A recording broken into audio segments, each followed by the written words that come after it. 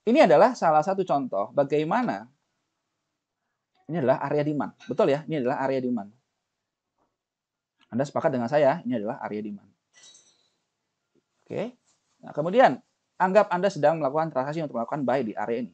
Kalau kita lihat dari gambar yang sudah saya tampilkan, maka Anda sepakat dengan saya bahwa drop base drop ini adalah menjadi satu target yang mungkin akan menjadi target kita secara kasat mata. Betul? Betul demikian?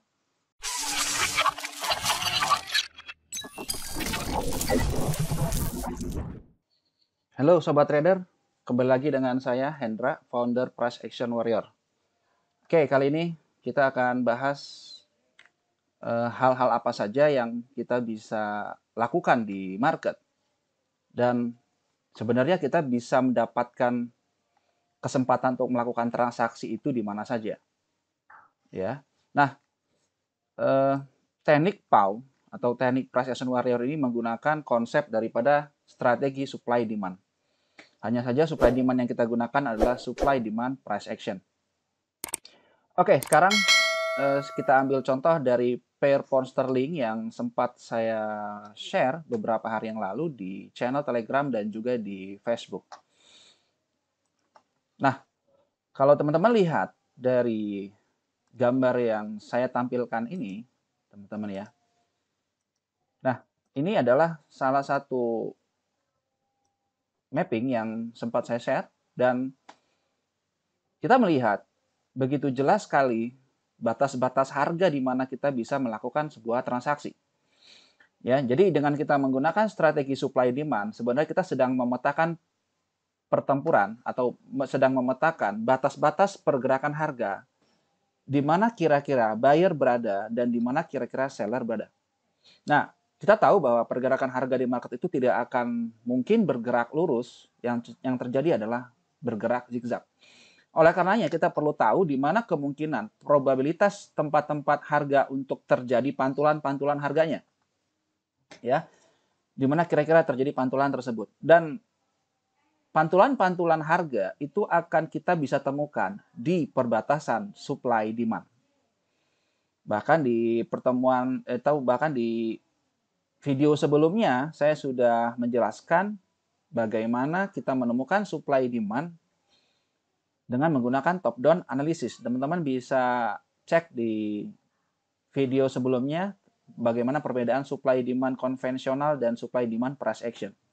Nah, kali ini kita tidak membahas perbedaannya karena saya sudah menjelaskan di video sebelumnya, tapi fokus kita di materi video kali ini adalah bagaimana gitu ya.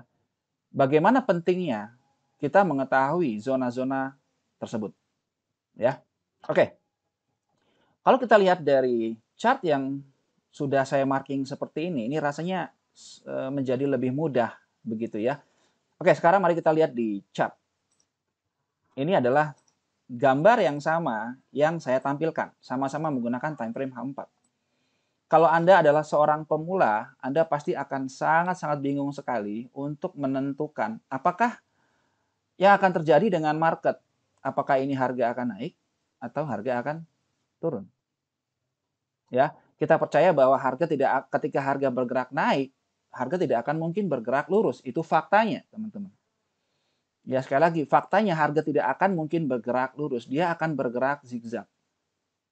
Ya, jadi pondasi kita untuk mempelajari ya market, kita perlu tahu konsep daripada price action.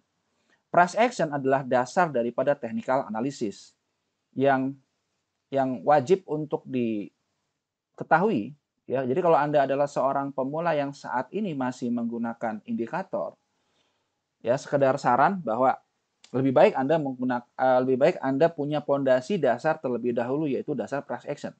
Kenapa kita harus mengetahui dasar price action? Karena ini adalah teknik dasar daripada technical analysis sebenarnya yang diperkenalkan oleh Dow Theory ya pada beberapa tahun yang lalu, puluhan tahun yang lalu. Ini adalah teknik kuno yang hingga saat ini masih digunakan.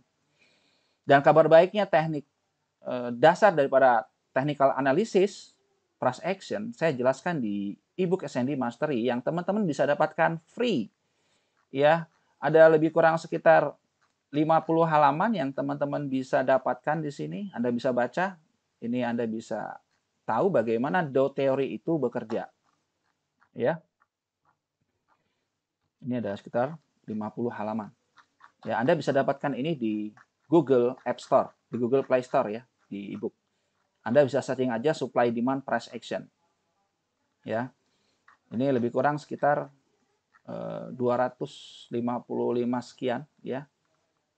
Lengkap sekali. Jadi Anda bisa mendapatkan free dari perilaku harga, analisa struktur harganya seperti apa. Itu sangat lengkap sekali. Oke, kembali lagi ke contoh di sini. Dan mari kita lihat contoh dari sini. Di mana kira-kira tempat terbaik kita melakukan transaksi? Lokasi-lokasi terbaik kita melakukan transaksi adalah lokasi-lokasi ya, di mana berada di area-area yang fresh. Area supply demand yang fresh menjadi tempat kita untuk melakukan transaksi. Oke, contoh ini adalah area yang fresh. Ya, jadi kalau harga nanti nyampe area sini, maka kita bisa mencari peluang untuk melakukan sell. Anda bisa menggunakan konfirmasi PA. Oke, ini adalah contoh yang lain. Ya, kita bisa melakukan transaksi di situ karena ini area masih fresh, teman-teman. Oke, contoh yang lain yang mana? Kita bisa melakukan posisi transaksi untuk melakukan buy atau sell. Ini juga kita bisa melakukan posisi sell first time back ketika harga kembali. First time back. Jadi yang kita cari adalah area-area di mana area ini belum pernah di-retest ketika harga kembali, atau kita bisa menyebutnya sebagai first time back. Lokasi-lokasi terbaiknya adalah di perbatasan tersebut. High probability kemungkinan harga akan reject. Ya. Nah, bagaimana dengan yang ini? Not fresh. Jadi ini sudah tidak fresh, maka saya tidak menganjurkan teman-teman melakukan posisi sell lagi di lokasi ini karena sudah tidak fresh. Nah, bagaimana dengan kondisi saat ini? Ya, kita lihat ini sudah terjadi retest sekali, retest 2 kali, dan inilah retest berikutnya. Nah, mari kita lihat apa yang akan terjadi dengan kondisi saat ini di pound sterling. Kalau kita lihat dari chart yang terjadi, ya, area yang sudah di-retest, semakin sering di-retest, semakin lemah, bukan semakin kuat. So, probabilitas kemungkinan ya harga ini yang berada di area zona supply ini kemungkinan akan ditembus. Kemungkinan akan ditembus. Sampai mana kemungkinan harga akan, kalau ini berhasil ditembus, saya melihat ada potensi kemungkinan harga akan menuju perbatasan ini. Ya, jadi area ini sangat sempit sekali sebenarnya ya, tidak terlalu lebar. Jadi mungkin Anda harus siapkan kalau Anda melakukan posisi buy, maka ini menjadi satu tempat untuk target. Ya, tapi saya belum menemukan area-area signifikan. Kalaupun dia break, ini belum terjadi signifikan break. Kecuali yang terjadi begini ya. Kecuali terjadi kalau benar-benar ini begini. Break ke atas. Signifikan break, maka ini akan menciptakan sebuah zona baru. Dan kita bisa untuk cari peluang untuk melakukan posisi buy. Ya, ini berhasil di taken out ya, atau di engulf tepatnya. Bisa Anda menyebutnya sebagai engulf atau bisa versi yang lain menyebutnya sebagai taken out. Taken out itu berarti supply yang yang kira-kira berdekatan dengan area demand. Jadi ketika melakukan breakout atau taken out dari area supply, maka dia menciptakan satu decision baru, membuat area demand baru. So, peluang high probability kemungkinan kalaupun ini terjadi pantulan atau terjadi retrace, kita bisa cari peluang buy. Kenapa bisa menjadi tempat terbaik kita melakukan posisi buy ketika dia engulf dari zona terdekat ini? Karena kita melihat ini membuat struktur market yang masih membuat higher high, higher low, higher high, higher low. Higher high, lower high di sini tidak mampu membuat higher high yang lebih tinggi. Nah, di sini membuat higher low, tidak mampu break.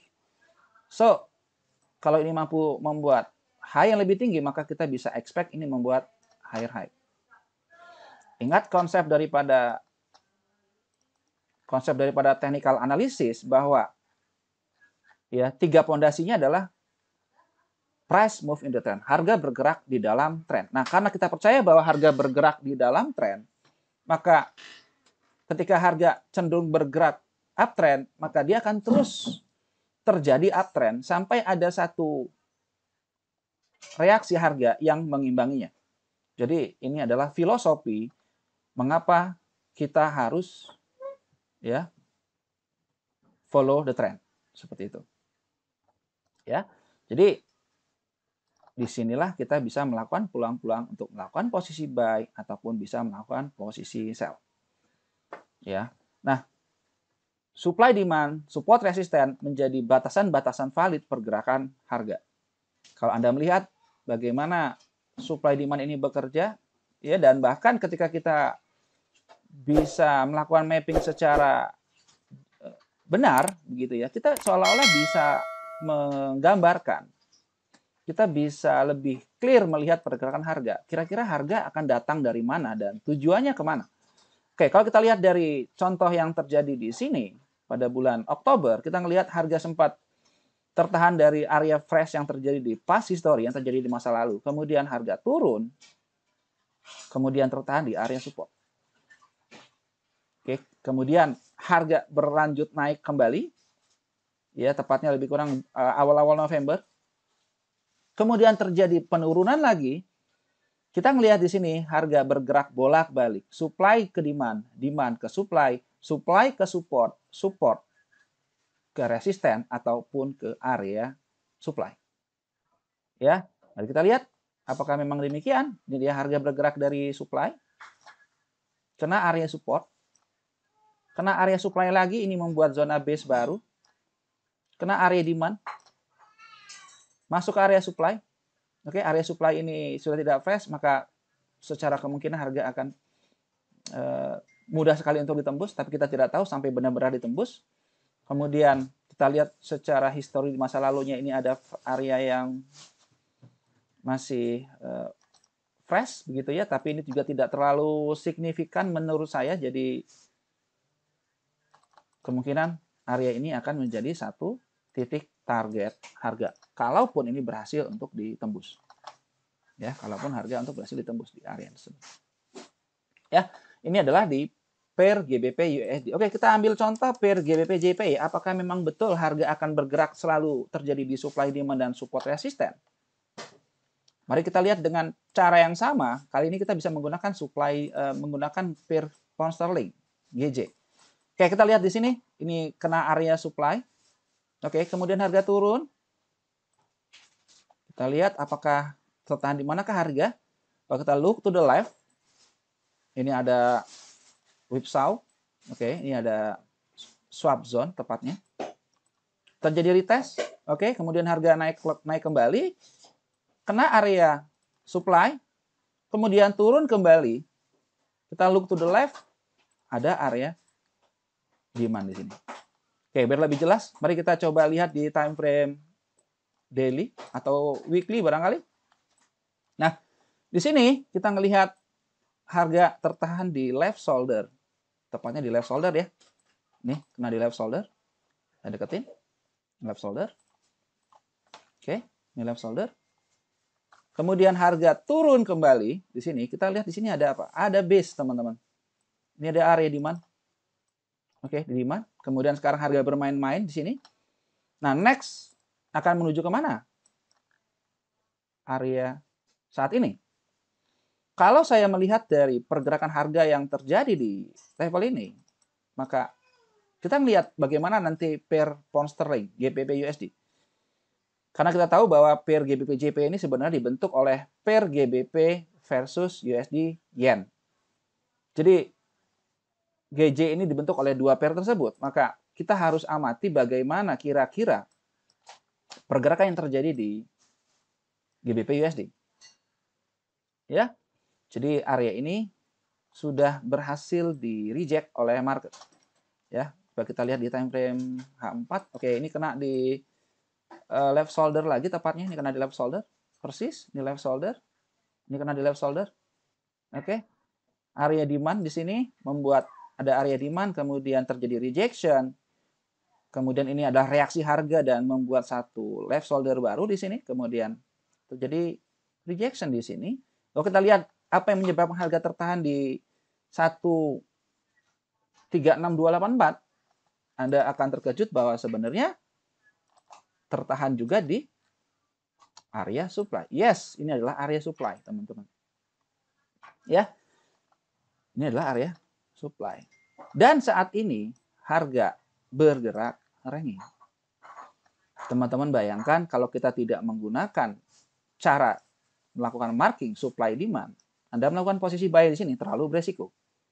Kenapa? Karena kita berada di kawasan area supply. So, baiknya gimana untuk melihat kondisi dari pair GBP/JPY? Lebih baik Anda menunggu decision break, membuat sebuah keputusan breakout seperti ini. Oke, membuat satu keputusan breakout, terjadi bergerak begini. Karena dia membuat satu pergerakan base, maka kita percaya bahwa ini ada membuat higher high, higher low, lower high, lower low. Oke, lower low di sini. Tapi ini belum terjadi break. Kalau ini nanti break, maka dia akan membuat higher high.